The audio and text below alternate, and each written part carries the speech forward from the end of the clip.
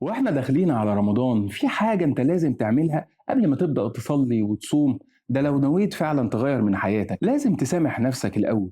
سامح نفسك على كل غلطة وعلى كل لحظة ضعف وكل قرار ندمت عليه. ما تقفش قدام أخطائك كأنها نهاية القصة. مفيش بني آدم على الأرض ما غلطش، وانت مش استثناء. انت جزء من الحكاية الكبيرة. اغلط وارجع، وده الفرق بين اللي بيغرق واللي بينجى، إن واحد فيهم قرر يعوم. الذنب لو فضل متعلق في رقبتك هيتحول لجلد ذات، وجلد الذات بيخليك تعمل أخطاء أكبر، لأنه بيشوه حقيقتك وأصلك مش سلوكك. رمضان مش جاي يعاقبك، رمضان بيعمل ريستارت لسلوكياتك. انت غلطت، لكن انت مش الغلط نفسه، انت انسان بيتعلم.